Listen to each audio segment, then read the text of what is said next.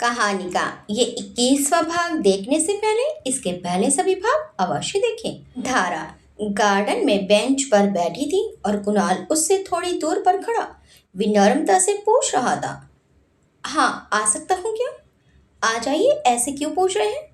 कुणाल के प्रति कृतज्ञता उसके अनबनेपन पर हावी हो गई। कुणाल बोला, नहीं, अगर तुम्हारा अकेले रहने का मन है तो मैं वापस चला जाता हूँ। इट्स ओके, आ जाइए। धारा अपनी जगह से उठकर खड़ी हो गई। बैठी रहो। वो भी उसके पास पहुंचकर थोड़ी दूरी बनाकर बेंच पर ही बैठ गया। हल्का छुटपुटा हो रहा था। ठंडी हवा चल रही थी। पेड़ों के झुंड हल्की हल्की हवा में हिल रहे थे। बहुत सुंदर जगह है, कुणाल ने सामने निहारते हुए कहा। जी, सब गोस्वामी दादा की मेहनत है। वही देखभाल करते हैं यहाँ की, वो धीमी आवाज में बोली। धारा, उसने मुड़कर उसका चेहरा देखते हुए कहा, कुछ पूछ सकता हूँ तुमसे? धारा इस समय किसी भी सवाल जवाब के मूड में नहीं थी। उसका मन किया कि वो कह दे कि वो अभी कोई भी बात नहीं करना चाहती, लेकिन अपने मन की भावनाएं दबाकर उसने हाँ में सिर हिला दिया। क्या मैं वाकई इस लायक नहीं हूँ कि कोई लड़की मुझे पसंद कर सके? वो अब लग सामने देखते हुए बोला। धारा जवाब देने की जगह खामोश हो गई। वो कुणाल को जवाब तो देना चाहती थी, पर उसकी समझ में नहीं आया कि वो क्या कहे। जब खामोशी ज्यादा लंबी हो गई तो कुणाल ने आंसी भरकर धारा की तरफ देखा। धारा उसकी दृष्टि सह नहीं सकी और उसने अपनी पलकें झुका ली। कुणाल हंस पड़ा।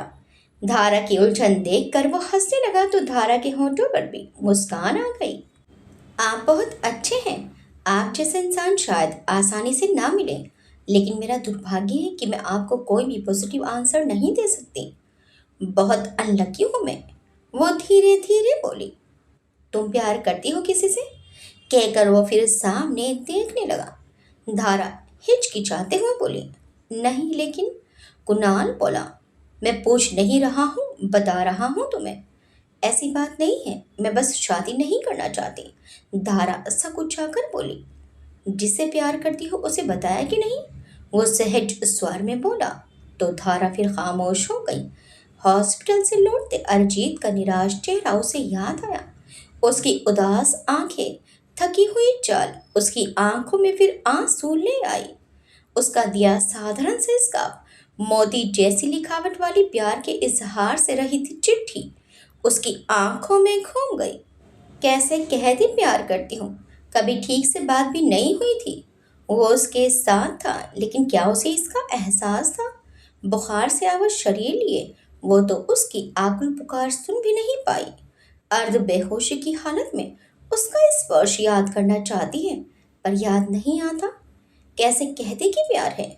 वो तो वैसे भी किसी और का हो चुका है, और वो उसके लायक भी कहाँ है? महल जैसा घर, ऊंचा खानदान, अतिशयता, वो तो उसके सामने बहुत क्षुद्र है।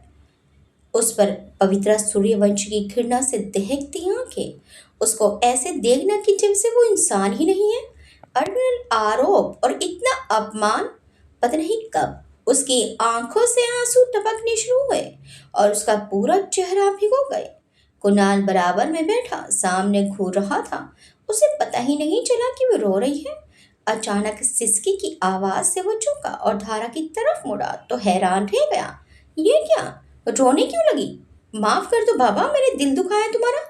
प्लीज माफ कर दो, ऐसा इरादा नहीं था मेरा। प्लीज धारा, रो मत। माफ कर दो मुझे।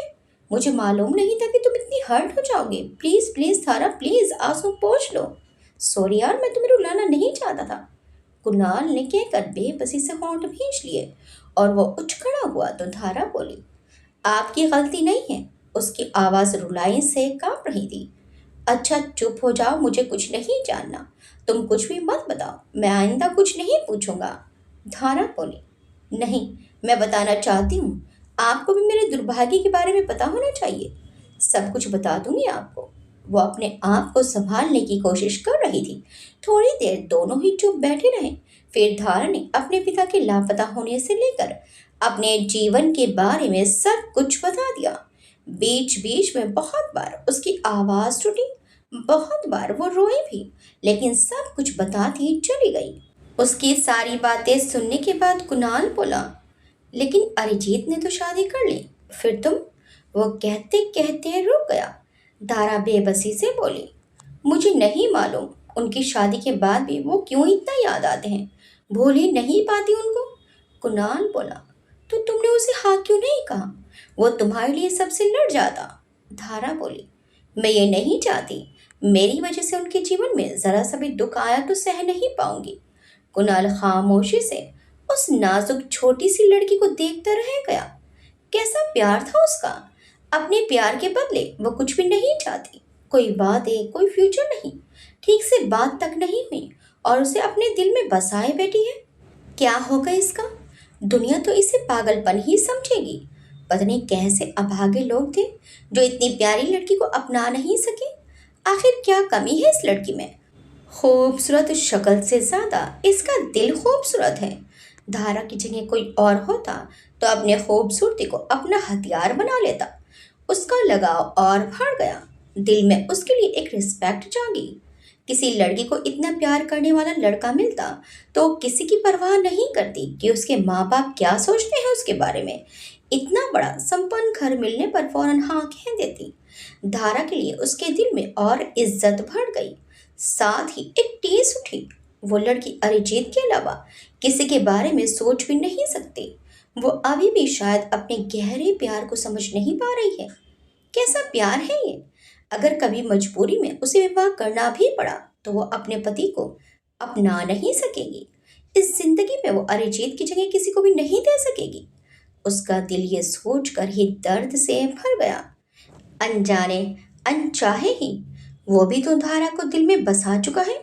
उसने एक ठंडी सांस ली और उठ गया और बोला, चलो अंधेरा हो गया है, सब ढूंढ रहे होंगे हमें। वो आगे बढ़ता चला आया। दिल में इतनी टूट फूट मची थी कि पीछे पलट कर धारा को देखा भी नहीं, हिम्मत ही नहीं हुई देखने की। रात के समय कुणाल अपने रूम में बैठा धारा के बारे में ही सोच रहा था।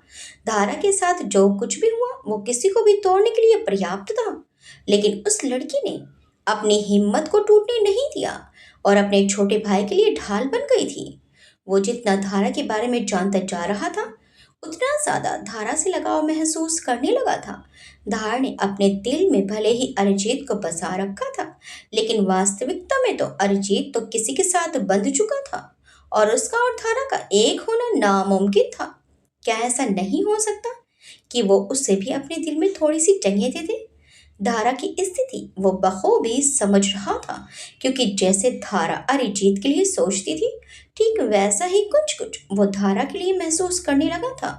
पता नहीं क्या महसूस करते करते वो धीमे धीमे गुनगुनाने लगा, हर वक्त दिल को सताए ऐसी कमी है तू, मैं भी ना जानू ये कि इतना क्यों लाजमी है तू। भानु की आवाज से उसका ध्यान टूट गया। आप बहुत अच्छा गाते हैं। वो वहीं दरवाजे पर खड़ा होकर बोला, अरे अंदर आओ ना। कुणाल ने उसे अंदर बुलाया। आपको दादा बुला रहे हैं, उसने कहा। ओह अच्छा, आता हूँ। वो उठ गया और बालों में हाथ फेरता हुआ भानु के साथ डॉक्टर मिदुल के रूम की तरफ बढ़ गया। इधर मून पैलेस में रात में सोते समय पवित्रा जी और रघुवीर साहब अपने बेडरूम में थे जब डोर नॉक कर मुग्धा अंदर चली आई। बाबा, मुझे आपसे कुछ बात करनी थी। रघुवीर साहब बोले। हाँ हाँ, आओ ना बेटा, अभी हम तुम्हारे बारे में ही बात कर रहे थे। मुग्धा ने प्रश्नवाचक दृष्टि से उनकी तरफ देखा तो उन्होंने पवित्रा जी से कहा, आप ही बता दीजिए। बाबा ने तुम्हारे लिए एक लड़का पसंद किया है, हमारे जैसा ही घराना है और बहुत अच्छे लोग हैं, उन्हें तुम बहुत पसंद आई हो। पवित्रा जी ने खुशी खुशी बताया। मुग्धा चुप रही और आगे बढ़कर वहीं पड़े सोफे पर बैठ गई। तुम क्या कह रही थी बेटा? रघुवीर साहब उसकी खामोशी को महसूस करके बोले। मुग्धा ने उनके चेहरे की तरफ देखा और फिर अपनी मॉम की तरफ नजरें घुमाई। रघुवीर साहब बोले, हाँ बोलो बेटा, क्या कहना चाहती हूँ। उन्होंने अपनी बेटी को बोलने के लिए प्रोत्साहित किया। बाबा, मैं किसी को पसंद करती हूँ और उसी से शादी करूंगी, वो दृढ़ स्वर में बोली। पवित्रा जी पर सख्त सा छा गया। वो फटी फटी आंखों से अपनी बेटी को देखती रह गई। रघुवीर साहब ने कुछ कहने को होंठ खोले कि पवित्रा जी गुस्से से तमतमा कर पहले ही बोल पड़ी। क्या बकवास कर रही हो तुम? ऐसे किसी से भी शादी की परमिशन दे देंगे क्या हम? हिम्मत कैसे हुई ऐसी बात करने की? मुग्धा का चेहरा भी लाल हो गया। वो अपने को कंट्रोल करने की कोशिश कर रही थी। वो शांत स्वर में बोली, मॉम, मेरी शादी में मेरी पसंद भी शामिल होनी चाहिए। How dare you! बाहर रहकर क्या अपने संस्कार भूल गई हो? बाबा के सामने उल्टा सीधा बके जा रही हो। पवित्रा जी गुस्से से चीखी। पवित्रा, प्लीज कंट्रोल योरसेल्फ। आराम से बात करो। रघुवीर साहब ठंडे स्वर में बोले तो पवित्रा जी बोली, आप देख रहे हैं ये क्या कह रही है और आप मुझे ही शांत रहने को कह रहे हैं। वो बहुत गुस्से में थी। आप नाराज क्यों हो रही हैं? उसने ऐसी कोई बात नहीं कही है। रघुवीर साहब अभी भी आराम से बात कर रहे थे। मुग्धा ने अपने बाबा की तरफ देखा और उसकी आंखें छलछलाई। मुग्धा बेटा, जो तुम्हें पसंद है उससे हमें नहीं मिलवाओगी? उन्होंने गंभीर होकर पूछा। जी जरूर बाबा। वो सिसक उठी। रघुवीर साहब बोले, अपनी मॉम की बातों से परेशान मत हो। तुम उस लड़के को हमसे मिलने को बोलो। देखें तो तुम्हारी पसंद कैसी है, ठीक है? मुग्धा उठकर उनके गले लग गई। आप क्या करना चाहते हैं? मुग्धा में कितनी समझ है जो वो लड़का पसंद करेगी? मुग्धा के जाने के बाद वो गुस्से से बोली, क्यों? उसकी शादी करने जा रहे हैं। इतनी समझदार तो है वो। छोटी बच्ची थोड़ी ही है। अपना भला बुरा वो समझती है। आज आप कैसी बातें कर रहे हैं? बच्चों को मनमानी करने देंगे क्या? वो तड़प कर बोले। पवित्रा, बेटे को इस हाल में देखकर मन नहीं भरा आपका? वो दर्द भरे स्वर में बोले। वो थोड़ी देर चुप रहे फिर आगे बोले, काश अगर हमने उसकी बात मान ली होती तो शायद उसका ऐसा हाल नहीं होता। लेकिन पवित्रा जी बोली तो उनकी आवाज लड़खड़ा गई। रघुवीर साहब बोले, कोई लेकिन वैकिन नहीं। हम मुग्धा की पसंद के लड़के से मिलेंगे। अगर वो सही हुआ तो फिर मैं अपनी बेटी की पसंद को नकारूंगा नहीं। वो निश्चयात्मक अंदाज में कहते हुए दरवाजे से बाहर निकल गए। पवित्रा जी हताश भाव से अपने बेड पर ठह गई। क्या हो रहा है उनके घर में? उन्हें मुग्धा पर आश्चर्य हो रहा था। सीधी सादी मुग्धा कब ऐसे जिद्दी हो गई? अभी उसकी उम्र ही क्या है? लेकिन बातें तो सुनो इस लड़की की। क्या वो इतनी समझदार है जो अपना जीवन साथी चुन सके? उन्होंने घबरा कर अपना सिर पकड़ लिया। एक उलझन खत्म नहीं होती कि दूसरी शुरू हो जाती है। आखिर उनके घर को किसकी नजर लग गई? इधर रिया के घर पर रिया के डैड गुस्से से बोल रहे थे, तुमने उसे समझाया नहीं? रोज रोज यहाँ चली आती है। अरिजीत अपनी परेशानियों से जूझ रहा है। इसे इस समय उसके साथ रहना चाहिए। श्वेता बोली, कितनी बार समझाऊं? अब क्या दरवाजा बंद कर दें उसके लिए? पवित्रा जी को कहना चाहिए। देशराज जी बोले, क्यों, तुम्हारी बेटी है, तुम्हें भी समझाना चाहिए। कड़ाई से बात करो। सूर्यवंशी लोगों की जरूरत पड़ सकती है हमें। अभी मैं वैसे ही बहुत परेशान हूँ। कोई नई परेशानी नहीं चाहता। पहले शादी के लिए उतावली हुई जा रही थी, अब जरा सी दिक्कत होती ही घर से बेगानी हो गई। शादी क्या खेल है? इसकी भी कोई रेस्पॉन्सिबिलिटी बनती है कि नहीं? वो बहुत खिसियाए हुए थे। श्वेता जी बोली, तो मैं क्या करूं? आप भी तो कुछ बोलिए, मेरी बात तो सुनती ही नहीं है। देशराज जी बोले, बुलाओ उसे। लोग उल्टी सीधी बातें बना रहे हैं और ये अपनी मस्ती में मस्त है। श्वेता जी चौंक कर बोली, कौन बातें बना रहा है? आप जवाब दे दिया करो ना। ऐसे क्या वो अपने घर नहीं आएंगे? देशराज जी बोले, बाहर निकलो और सुनो। उस लड़के के साथ पता नहीं कहाँ कहाँ घूमती रहती है। लोग देखेंगे तो बातें तो बनाएंगे ही। बुला कर लाओ, मैं लेट हो रहा हूँ। श्वेता सीढ़ियों के पास खड़ी होकर आवाज लगाती रही, लेकिन रिया ने कोई जवाब नहीं दिया। वो कानों में ईयरफोन लगाए विधान से बात कर रही थी। आ जाओ रिया, तुम्हारे डेट वेट कर रहे हैं लंच के लिए। उसकी मॉम ने उसके बेडरूम में अंदर आते हुए कहा। उसने फौरन फोन डिस्कनेक्ट कर दिया और बोली, मॉम मुझे भूख नहीं है, आप लोग खा लीजिए। क्यों? सुबह से आई हुई हो, भूख क्यों नहीं है? वो बोली। रिया चिढ़कर बोली, मॉम क्या आप हर बात पर ऐसे ही रिएक्ट करती हैं? नहीं है भूख, कुछ मन करेगा तो खा लूंगी। किसी दूसरे घर में थोड़े ही हूँ। फिर भी नीचे आ जाओ, तुम्हारे डैड तुम्हें नीचे बुला रहे हैं। वो रो की आवाज में बोलते हुए नीचे उतर गई। लेकिन क्यों? वो कहती रह गई, लेकिन उसकी माँ नीचे जा चुकी थी। उसने फिर से फोन मिलाया और विधान से बोली कि अभी वो 10 मिनट बाद बात करती है। चिल्लाती हुई वो नीचे जाने लगी। जी डैड, आपने बुलाया? वो जाकर लापरवाही से देश राज जी के सामने खड़ी हो गई। हाँ बैठो। उन्होंने सामने चेयर की तरफ इशारा किया तो रिया बोली, डैड मेरा अभी खाने का मन नहीं है। वो वहां से निकलने के चक्कर में थी। बैठ जाओ, खाने के लिए नहीं कह रहा हूँ, उन्होंने थोड़े कठोर स्वर में कहा। वो ऐसे ही शुद्धता के भाव लिए सामने पड़ी चेयर पर बैठ गई। अरिजीत कैसा है, उन्होंने पूछा तो वो झल्लाकर बोली, अब ये अरिजीत कहाँ से आ गया डैड? देशराज जी बोले, जो पूछा है उसका जवाब दो। ठीक है, एक्चुअली पहले जैसा ही है, पता तो है आपको। बोलते हुए वो खींच रही थी। उसके इस तरह बात करने पर श्वेता गुस्से से बोली। रिया, कैसे बात कर रही हो अपने डैड से? रिया चिढ़कर बोली, माम मैं जानती हूँ कि आपने ही डैड के कान भरे हैं। क्या हो गया है आप लोगों को? शादी का मतलब ये है कि अब मैं अपने घर में नहीं आ सकती? देशराज जी बोले। रिया तमीज से बात करो। रिया गुस्से में बोली, और कैसे बात करूं? मॉम तो मेरे पीछे ही पड़ गई है। जरा देर में इस घर में चैन से नहीं रह सकती। हमेशा सवाल जवाब, हमेशा उल्टी सीधी बातें। वो गुस्से से तेज तेज बोलने लगी। गुस्से में आकर वो खड़ी हो गई। देशराज जी बोले, रिया तुम्हारी मॉम जो भी कहेंगी तुम्हें मानना पड़ेगा। वो जो भी कह रही है उसी में तुम्हारी भलाई है। रिया ये सुनते ही भड़क गई। भलाई माय फुट, ये औरत कभी मेरी भलाई नहीं चाहती। पहले यूं ही मुझे प्रेशराइज करके मेरी शादी कर दी और अब मुझे घर में कैद कर देना चाहती है। पता नहीं कौन से जन्म की दुश्मनी निकाल रही है मुझसे। वो बाकायदा चीख रही थी। तड़ाक। रिया की मम्मी और ज्यादा बर्दाश्त नहीं कर सके। उनका हाथ कब उठा और कब एक जोर का थप्पड़ रिया के गाल पर पड़ा, कोई भी समझ नहीं सका। How dare you! रिया अपने जलते हुए गाल पर हाथ रखकर फटी फटी आंखों से चीखती रह गई। श्वेता ये क्या किया तुमने?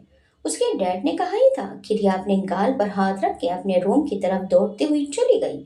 वहां से उसने अपना वॉलेट और फोन उठाया और तेज कदमों से बाहर निकलने लगी। श्वेता बोली, रिया रुको, आई एम सॉरी।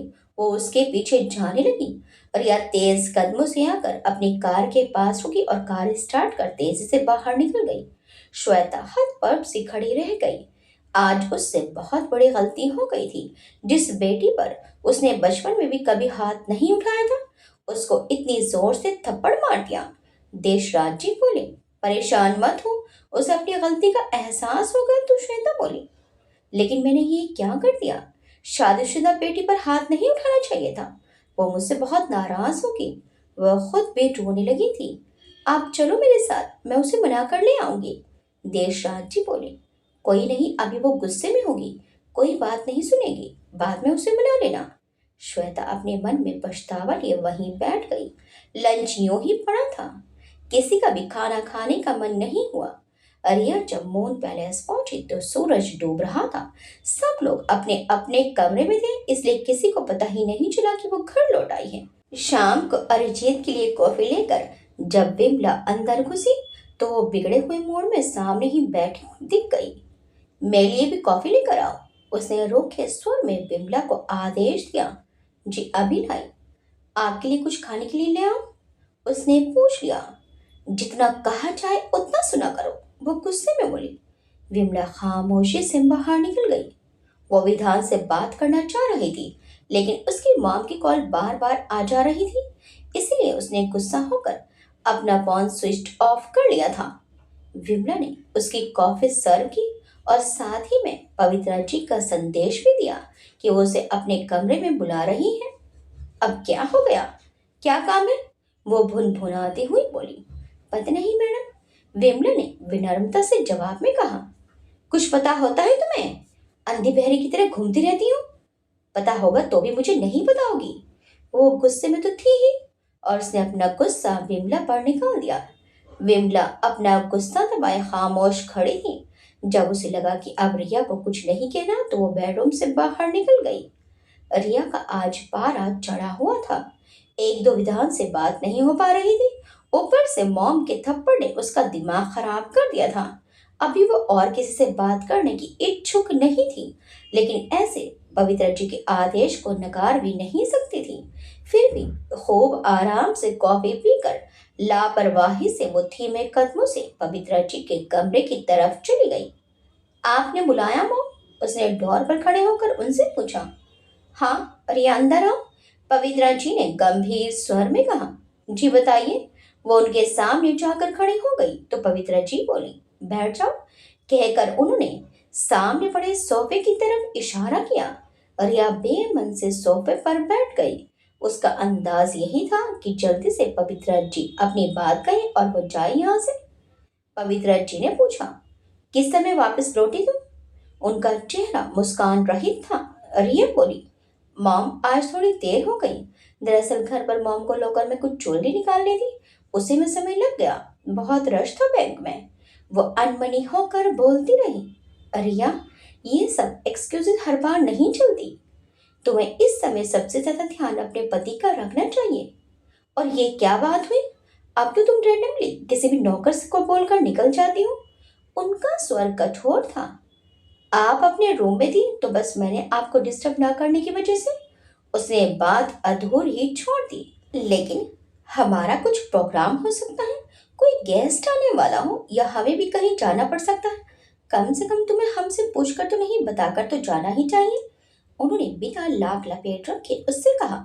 रिया पहले ही सुलग रही थी, लेकिन गुस्सा आने के बावजूद भी वो पवित्रा जी से मिसबिहेव नहीं कर सकती थी, इसलिए नजरें झुकाए चुप बैठी रही। रिया ने एकांत मिलते ही फौरन विधान को फोन मिला लिया। वो अब बहुत ज्यादा इंतजार नहीं करना चाहती थी। विधान, मैं और ज्यादा टॉलरेट नहीं कर सकती। जो भी कर रहे हो जल्दी करो।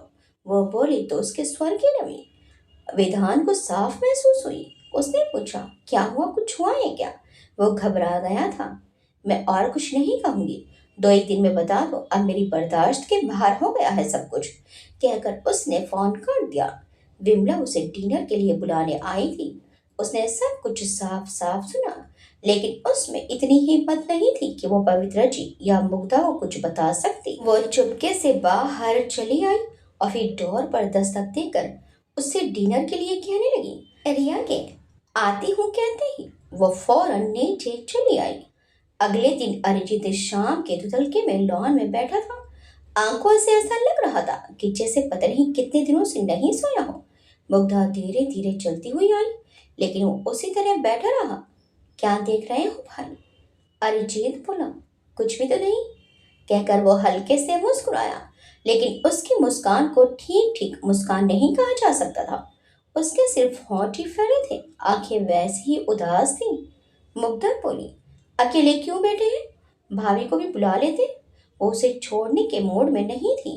अरिजीत ने कोई जवाब नहीं दिया। मैं बुलाकर लाती हूँ, एक साथ कॉफी पियेंगे, फिर कहीं बाहर चलते हैं। वो 2 क्षण उसे देखती रही, फिर कोई प्रतिक्रिया नहीं मिलने पर उठकर उसके बेडरूम की तरफ जाने लगी। विमला किचन से ट्रे लेकर बाहर की तरफ आ रही थी। मुग्धा उससे बोली, विमला दी, लाओ ये मुझे दो और ऊपर से भाभी को बुला लाओ। विमला बोली, आप चलिए मैं रख देती हूँ, फिर बुला लाऊंगी। विमला को डांट पड़ने का डर था। मैं कह रही हूँ ना कि कॉफी मैं ले जा रही हूँ, आप भाभी से बोले कि लोन में आ जाए। मुग्धा ने कहकर उसके हाथ से ट्रे ले ली। विमला जल्दी जल्दी ऊपर की तरफ जाने लगी। रिया अपने कमरे में नहीं थी। विमला ने धीरे से वॉशरूम के सामने खड़े होकर खूब आवाज लगाई और कोई जवाब नहीं मिलने पर दस्तक देकर दरवाजा खोलकर देखा। वो वहां भी नहीं थी। बाहर टेरेस, चेंजिंग रूम, सब जगह देखा, लेकिन रिया वहां भी नहीं थी। वो नीचे चली आई। मैडम तो अपने रूम में नहीं है, उसने मुग्धा को बताया। तो मुग्धा बोली, तुमसे कुछ कहा था जाने के बारे में? नहीं, मुझसे तो कुछ नहीं कहा, नीतू से पूछती हूँ, कहकर विमला पलट कर वापस चली गई। अभी तक तो रिया को कहीं भी जाना होता था तो नौकरों में से किसी को बता कर निकल जाती थी कि वो लोग पवित्रा जी को बता देंगे, लेकिन कल ही तो पवित्रा जी ने टोका था। मुग्धा को आजकल अपने भाई की चिंता होने लगी थी। अरिजीत की हालत दिन पर दिन गंभीर हो रही थी और जब से उसने रात के 1:30 बजे रिया को फोन पर बातें करते हुए देखा था, उसे खुद को भी अजीब सी बेखली होने लगी थी। कोई तो था जिससे उसकी बातें हो रही थी, पेरेंट्स तो नहीं हो सकते। और फिर जब मून पैलेस में उस पर किसी बात की पाबंदी नहीं थी तो इतनी रात में अपने रूम से बाहर आकर लॉन में बातें करने का क्या मतलब? रात में डिनर के समय भी जब रिया टेबल पर नहीं आई तो बबीता जी ने बिमला को बुलाकर पूछा, रिया तुमसे कुछ बोलकर गई है क्या कि कब तक आएगी? उनके तेवर कड़े थे क्योंकि कल ही उन्होंने उसे प्यार से समझाया था। विमला ने बताया कि उसे कुछ नहीं पता, वो कुछ भी बता कर नहीं गई और मैडम किस समय निकली ये भी वो नहीं जानती है। पवित्रा, आप उसे कम से कम इतना समझा दीजिए कि अपने आने जाने के बारे में बताकर जाया करें। रघुवीर साहब भी रुष्ट स्वर में बोले, आज तक कभी ऐसा नहीं हुआ था कि कोई फैमिली मेंबर बिना बताए कहीं भी चला जाए और देर होने पर फोन करके इन्फॉर्म ना करे। मुग्धा, फोन करके पूछो अपनी भाभी से कहाँ है वो और कब तक आएगी, उन्होंने अपनी बेटी से कहा। मुग्धा बोली, जी पापा। मुग्धा अपना फोन उठाकर थोड़ी दूर हट गई और फोन मिला लिया। रिया का फोन स्विच ऑफ जा रहा था। फोन बंद है, उसने अपनी मॉम को बताया। पवित्रा जी ने सामने घड़ी पर नजर डाली। रात के 9:30 बज रहे थे। बिना किसी से कुछ कहे रिया कहाँ जा सकती है। उन्होंने अपना फोन मंगवाया और श्वेता का नंबर मिला लिया। श्वेता जी, रिया के आज वहीं रुकेगी, उन्होंने गुस्से से पूछा। रियो, रियो तो यहाँ नहीं आई है, उनके मुंह से फिसल गया। फिर कहाँ गई, कुछ पता है आपको, पवित्रा जी ने गुस्से से पूछा। श्वेता समझ नहीं पाई कि क्या कहे। उन्हें अपने आप पर गुस्सा भी आ रहा था कि उसके बारे में कुछ कहने से पहले उससे बात कर लेती। ये बेवकूफ लड़की पता नहीं क्या करना चाह रही है। आखिर इतनी देर तक घर से बाहर क्या कर रही थी। क्या हुआ, किसका फोन है, देशराज जी ने पूछा, जो फ्रेश होकर डाइनिंग टेबल पर बैठने ही जा रहे थे। पवित्रा जी का, श्वेता ने मरे हुए स्वर में बताया। तो उन्होंने पूछा, क्या बात है, रिया ठीक तो है, सब कुछ ठीक है। वो उनका रंग उड़ा चेहरा देख कर घबरा गए। पवित्रा जी अभी भी फोन पर ही थी। वो बोली, उसने अपना फोन स्विच ऑफ कर रखा है और वहां किसी को बोलकर भी नहीं गई कि कहाँ जा रही है। आप देखिए, आपका फोन उठा ले तो कहिएगा। सब लोग परेशान हो रहे हैं। उनका एक एक शब्द उसे पत्थर की तरह लग रहा था। कम से कम इन्फॉर्म तो कर दिया करे कि कहाँ जा रही है और कब तक आएगी। पवित्रा जी का गुस्सा उनकी आवाज से झलक रहा था। जी जी, मैं बात होते ही आपको बताती हूँ, कहकर उन्होंने फोन काटकर अपने पति की तरफ देखा जो एक टक उन्हें ही घूर रहे थे। अब क्या कर दिया तुम्हारी बेटी ने, वो गुस्से से बोले। रिया कहीं चली गई है और फोन स्विच ऑफ है उसका। बड़ी मुश्किल से उनके मुंह से बोल निकले। देश राज्य चौंक कर बोले, कहाँ चली गई है, बताकर तो गई होगी। नहीं बताया, वो लड़खड़ाते स्वर में बोली। क्या कह रही हो तुम, किस समय निकली वहां से, कुछ तो कहा होगा कि कहाँ जा रही है। देश राज्य भी चिंतित हो उठे। श्वेता जी बोली, पता नहीं, मैंने पूछा नहीं। देश राज जी बोले, तो पूछो, लाओ मुझे तो फोन, मैं बात करता हूँ। देशराज जी ने फोन उनके हाथ से लेकर रघुवीर साहब का नंबर मिला लिया। एक दो रिंग जाते ही रघुवीर साहब ने फोन उठा लिया। जी, हुई बात आपकी, रघुवीर साहब की गंभीर आवाज गूंज उठी। मैं देशराज बोल रहा हूँ। नमस्कार सर, बोलकर नहीं निकली क्या रिया कुछ, रघुवीर साहब बोले। देशराज जी, यहाँ तो किसी से कुछ नहीं कहा, आप उसकी मॉम से पूछिए, उन्हें तो जरूर बताया होगा। श्वेता मेरे सामने ही खड़ी है, उसे भी कुछ पता नहीं है, देशराज जी ने बेबसी से कहा। ये सुनकर रघुवीर साहब बोले, ओह, फिर कहाँ चली गई रिया, किसी परेशानी में तो नहीं फंस गई। मैं किसी को फोन करके पता करता हूँ, इतनी देर हो रही है, पता नहीं कहाँ है। देशराज जी स्तब्ध खड़े हुए थे। जो उनके दिमाग में आ रहा था उसे वो सोचना भी नहीं चाहते थे। वो बोले, चलो मोहन पैलेस चलते हैं, रास्ते में देखते हुए जाएंगे, कहीं कुछ बुरा ना हुआ हो। इतनी रात में, वह कांपती हुई आवाज में बोली। देशराज जी ने कहा, हाँ तो और क्या, तुम उसकी फ्रेंड से पता करो, किसी ने रोक तो नहीं लिया उसे, वैसे वो इतनी केयरलेस तो नहीं है, फोन करके तो बता ही देती। श्वेता होंठ भींच कर खामोश रही। उसके डेड को क्या बताए कि रिया कितनी गैर जिम्मेदार है। श्वेता का दिल भी कई आशंकाओं से लरसने लगा। उन्होंने फटाफट नौकरों को कुछ निर्देश दिया और देशराज जी के साथ बाहर निकलने लगी। बाहर निकलने से पहले ही ड्राइवे पर एक कार तेजी से आकर रुकी। श्वेता की जान में जान आ गई। जरूर रिया की कार खराब हो गई होगी और वो किसी से लिफ्ट लेकर आई है। लेकिन कार से उतरते विधान खन्ना के पेरेंट्स को देखकर उनका दिल डूब गया। कहाँ है विधान, और आपकी बेटी कहाँ है, बताइए। उसकी मम्मी अपने पर काबू नहीं रख सकी और उन लोगों पर नजर पड़ते ही तीखी आवाज में बोलने लगी। देशराज जी ने घूमकर अपनी पत्नी का चेहरा देखा जिस पर हवाइयां उड़ रही थी। रिया घर पर नहीं है, हम लोग भी उसी को देखने जा रहे हैं। उन्होंने अपने गुस्से को दबाकर शांति से कहा। पर विधान की मम्मी गुस्से में बोली, सब कुछ जानकर अनजान बन रहे हैं आप लोग। मैंने कहा था कि अपनी शादीशुदा बेटी को मेरे बेटे से दूर रखो। प्लीज बैठकर बात करते हैं। देशराज जी अभी भी आराम से बात कर रहे थे। इससे चिल्लाने से क्या होगा? विधान के फादर आगे बढ़कर आए और बोले, आराम से बात करने को अब कुछ नहीं रह गया है। अगर आपकी बेटी ने मेरे बेटे को बहला फुसला कर कुछ भी उल्टी सीधी हरकत की तो मैं आप लोगों को भी छोड़ूंगा नहीं। ऐसा सबक सिखाऊंगा कि जिंदगी भर याद रखोगे। विधान के फादर विशाल खन्ना को सभी लोग जानते थे कि वो कितने गुस्से के मिजाज के आदमी हैं। देशराज जी बोले, क्या सबक सिखाओगे? हम आराम से बात कर रहे हैं तो आपका दिमाग खराब हो गया? दूध पीता बच्चा है आपका बेटा जो किसी के बहकाने में आ जाएगा? जाइए किसी और को आंखें दिखाइए। मैं खुद उसके खिलाफ रिपोर्ट लिखवाऊंगा। मेरी बेटी को बिना बात हैरेस कर रहा है। आपकी बेटी इतनी भोली होती तो अपने ससुराल छोड़कर मेरे बेटे पर डोरे ना डाल रही होती। विधान की मम्मी सख्त गुस्से से तमतमाकर बोली, आप अपने बेटे को संभालिए। अपनी बेटी को मैं खुद देख लूंगा। अब अगर विधान मेरी बेटी के नजदीक भी आ गया तो उसे पुलिस के हवाले कर दूंगा। इतना शोर शराबा सुनकर आसपास की खिड़कियां भी खुल गई थी और घर के सारे नौकर भी वहीं आसपास इकट्ठे हो गए थे। चलो यहाँ से, इन लोगों से बात करने का कोई फायदा नहीं। विशाल खन्ना ने अपने बीवी से कहा तो वो बोली, तो आखिर मेरा बेटा कहाँ चला गया? चलो पुलिस को इन्फॉर्म करते हैं, वो अपने आप ढूंढ लेंगे। विशाल खन्ना ने कहा। नफरत भरी नजर देशराज जी और श्वेता पर डालकर वो दोनों पति पत्नी कार में बैठकर वहां से जाने लगे। श्वेता का सारा शरीर कांप रहा था। इतने दिनों से जो इज्जत उन्होंने बना रखी थी वो सब बेकार हो गई थी। उन्होंने गहरी सांस ली और लड़खड़ाने से बचने के लिए देशराज जी के हाथ का सहारा ले लिया। देशराज जी ने चिंतित भाव से उनको संभाल कर वहीं पड़ी चेयर पर बैठा दिया।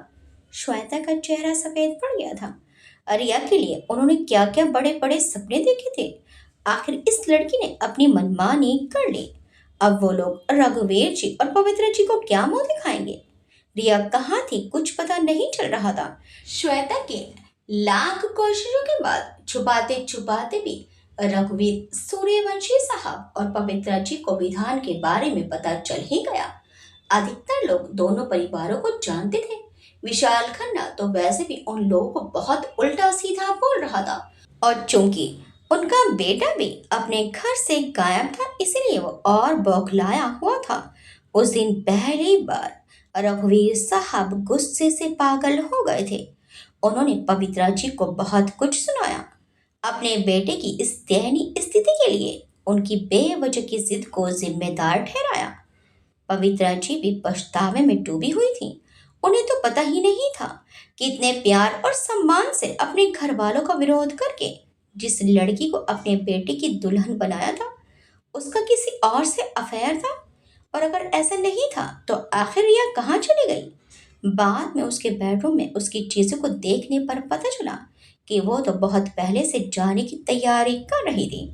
उसके वार्डरोब से उसका सारा सामान यूं ही पड़ा था, बस जरूरी चीजें पासपोर्ट वगैरह और बेशकीमती गहने गायब थे। छोटी मोटी चूड़ी और सब चीजें पड़ी हुई थी। अरिजीत को भी बहुत धक्का लगा था। वो तो रिया से शादी करना ही नहीं चाहता था। उसकी मॉम ने ऐसी लड़की के लिए उसका दिल तोड़ दिया, उसको और उसके पूरे वजूद को ही खत्म कर डाला, वो भी ऐसी लड़की के लिए। वो वैसे ही अपने डिप्रेशन से जूझ रहा था। उस पर रिया के धोखे ने उसके दिल को बहुत चोट पहुंचाई थी। काश कि शादी से पहले ही ये सब कुछ हो जाता तो वो शादी करने से बच जाता। अगर उसे ये सब करना ही था तो वो उसे सब कुछ कहकर चली जाती। उसकी पीठ पीछे ये सब तो ना करती, शायद तब उसे इतना बुरा नहीं लगता। लेकिन वो तो चोरों की तरह मुंह छिपा कर चली गई थी। मुग्धा अपने भाई के लिए बहुत परेशान थी, इसलिए उसे बिल्कुल भी अकेला नहीं छोड़ रही थी। कई बार तो अरिजीत बहुत रूखे होकर उससे कह देता कि उसे अकेले रहना है, लेकिन वो थोड़ी देर को इधर उधर हो जाती और फिर अरिजीत के पास चली आती। कई दिन तक सब लोग परेशान होकर रिया को ढूंढते रहे, लेकिन फिर पता चल गया कि वो अपनी इच्छा से घर छोड़कर गई है। श्वेता और देशराज जी ने तो घर से निकलना ही छोड़ दिया। सारे चेहरे उन्हें अपना उपहास सा उड़ाते लगते। वाकई उनकी बेटी के एक गलत कदम ने उन्हें रुस्वा करके रख दिया था।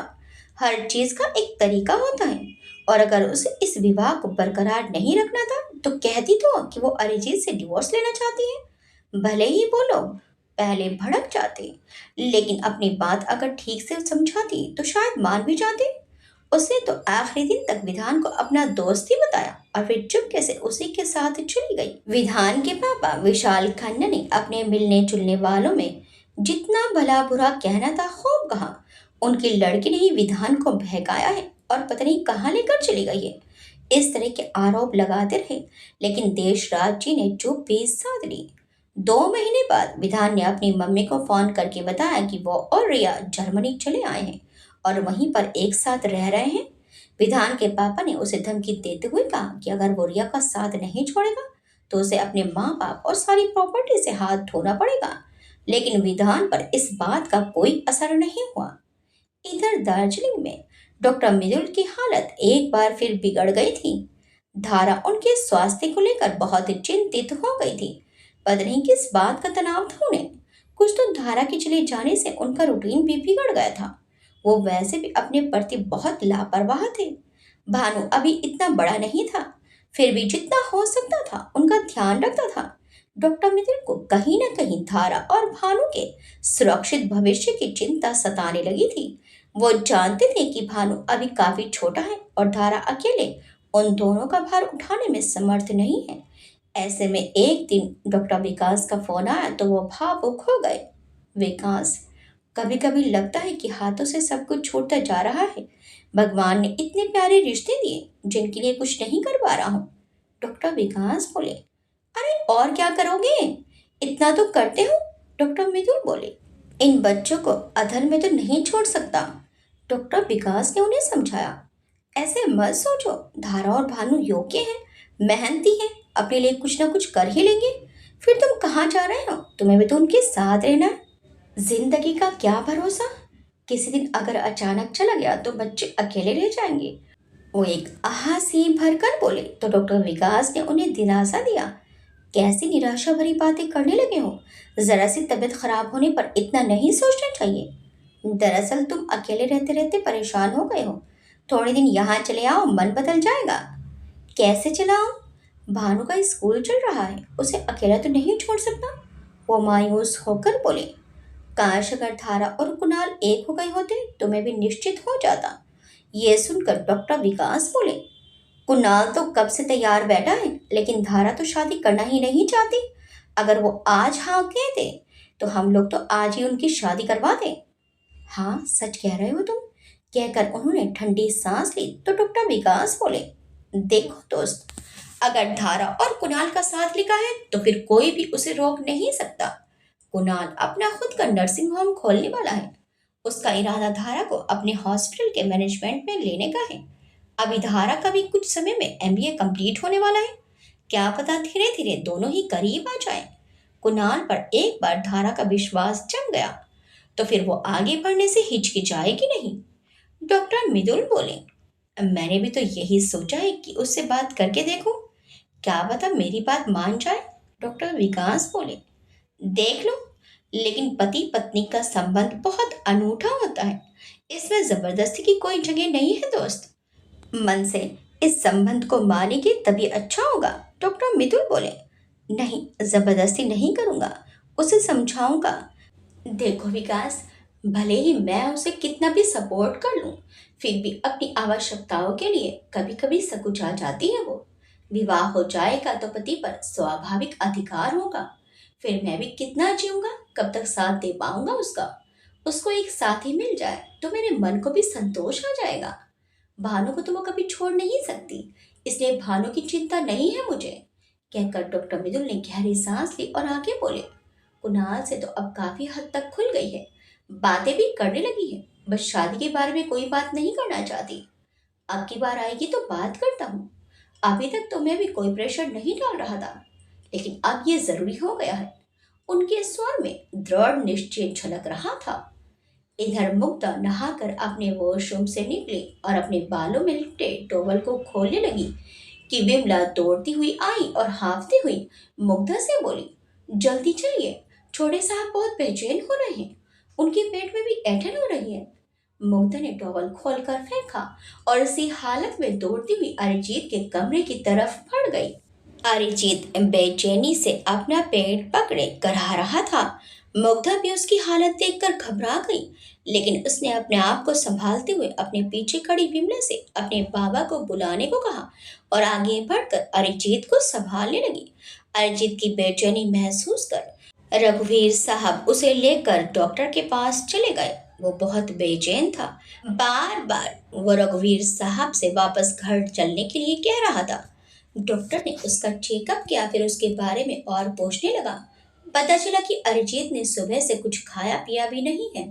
डॉक्टर साहब ने उसे फौरन एक इंजेक्शन लगाया, जिसकी वजह से थोड़ी देर में अरिजीत को कुछ आराम सा महसूस हुआ।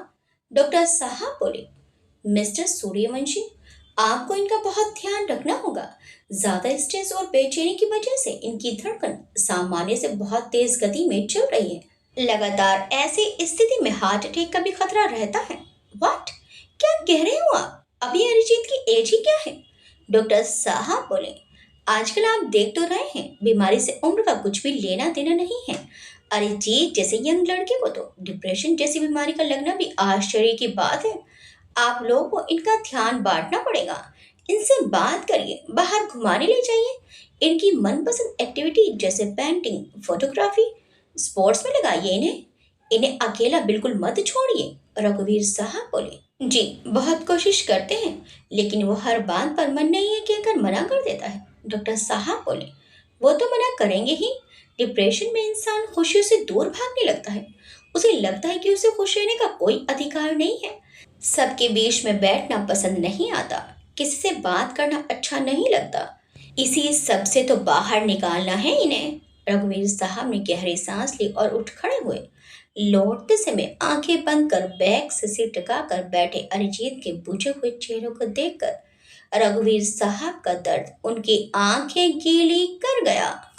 पता नहीं उनके बच्चों की खुशियों को किसकी नजर लग गई थी। उन्होंने तो हमेशा सबसे अच्छा व्यवहार ही किया था, कभी किसी का दिल नहीं दुखाया। फिर उनके परिवार को किस बात की सजा मिल रही है?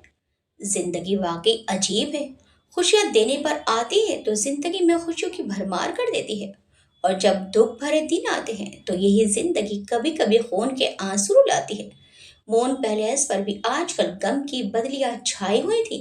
इकलौता बेटा जिसके लिए सूर्यवंशी दंपति ने पता नहीं कितने सपने देखे थे, दिनों दिन अपने जीवन से निराश होता जा रहा था। उसके ठीक होने के लिए जितने ज्यादा प्रयास किए जा रहे थे, वो उतना ही अस्वस्थ रहने लगा था। थोड़े अरसा पहले ही वो पूरी फैक्ट्री संभालता था और अब किसी के सामने जाने में भी कतराने लगा था। इन सब में उसकी इतनी गलती भी नहीं थी। कोई ना कोई मिलने वाला रिया का जिक्र कर देता और उसके दिल की टीस और गहरी हो जाती। आखिरकार उसने किसी के सामने जाना ही बंद कर दिया था। इन सब के बीच मुग्धा बहुत प्रभावित हो रही थी। उसने अपनी आगे की स्टडी के जो भी प्लान्स बनाए थे, सब छोड़कर उसे अपने परिवार का साथ देना पड़ रहा था। अभी इन हालातों में वो मून पैलेस छोड़कर नहीं जाना चाहती थी। वो पवित्रा जी और रघुवीर साहब का सबसे बड़ा सहारा बन गई थी और अरिजीत की देखभाल तो उसी की जिम्मेदारी बन गई थी। रघुवीर साहब ने भी अपना काम सीमित कर दिया था। उन्होंने देश से बाहर जाना छोड़ दिया था और उनकी यही कोशिश रहती थी कि शहर में रहकर ही उनके सब काम चलते रहें। उन्हें डर लगने लगा था कि कहीं पवित्रा जी भी डिप्रेशन की शिकार ना हो जाए, क्योंकि अपने ही किए के पछतावे से गुजर रही पवित्रा जी आजकल बहुत चुप रहने लगी थी। इस बीच विमला की शादी हो गई थी और वो नौकरी छोड़कर अपने गांव चली गई थी। अपनी जगह उसने अपने ही गांव की एक लड़की रूपाली को लगा दिया था। मोन पैलेस में अब फिर पहले जैसा माहौल हो गया था। रिया ने जिस तरह नौकरों की यूनिफॉर्म वगैरह पहनाना जरूरी कर दिया था, वह सब अब खत्म हो गया था। उन लोगों को अपने ही दुखों से फुर्सत नहीं थी, तो नौकरों पर कौन ध्यान देता? कई बार तो रघुवीर साहब ज्यादा व्यस्त होते और लंच के लिए घर नहीं आ पाते, तो पवित्रा जी भी खाने से इनकार कर देती। तब मुग्धा को अकेले बैठकर खाना निगलना भी भारी लगने लगता, क्योंकि अरिजीत को तो अब जबरदस्ती खिलाना पड़ता था। अपने मन से तो वो कुछ खाता नहीं था।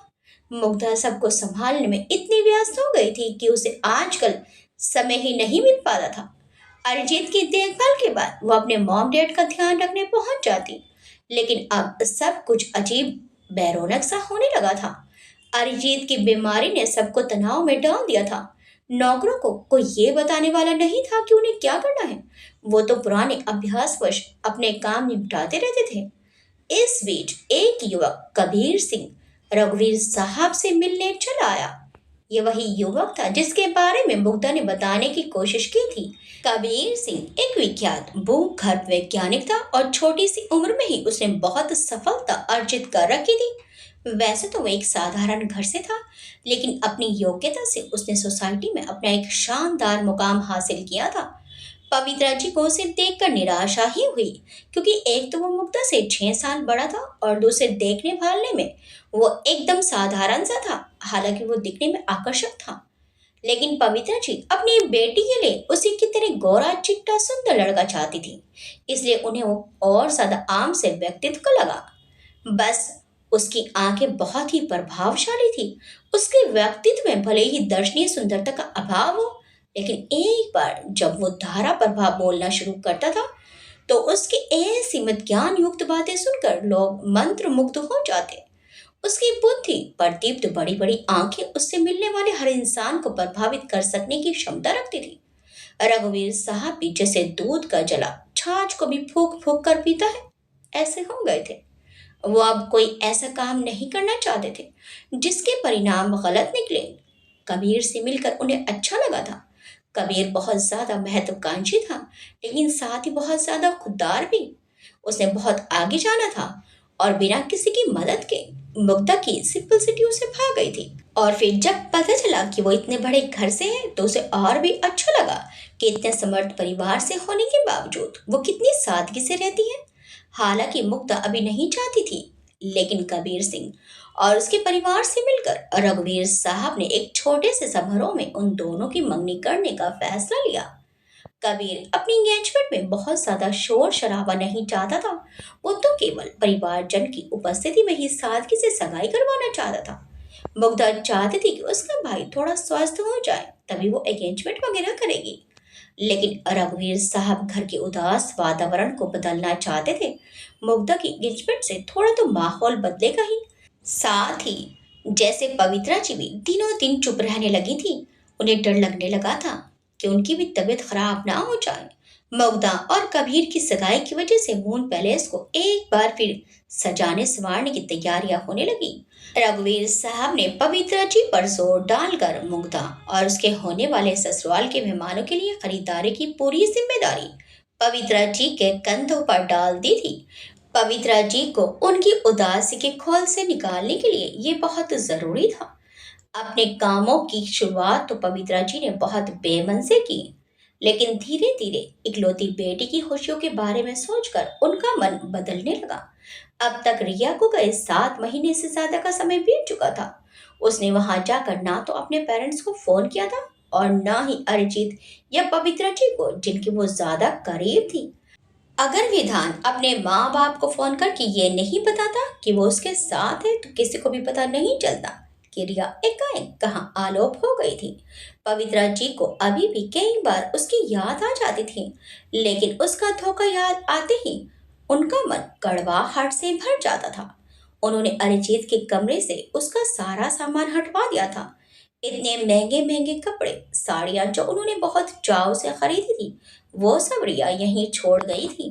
करीबी लोगों ने उनसे कहा भी कि रिया करोड़ों की ज्वेलरी ले गई है और उसकी रिपोर्ट लिखवा दो, लेकिन रघुवीर साहब ने मना कर दिया।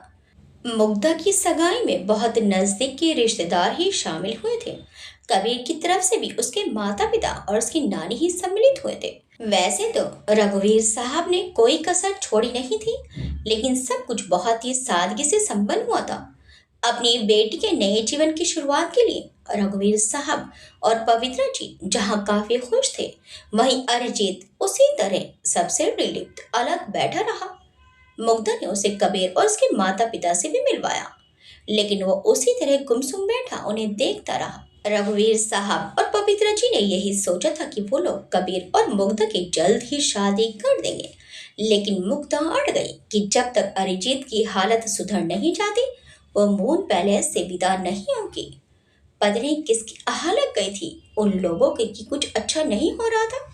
एक दिन पता नहीं कैसे उनकी गारमेंट फैक्ट्री में आग लग गई जिससे काफी ज्यादा नुकसान हो गया।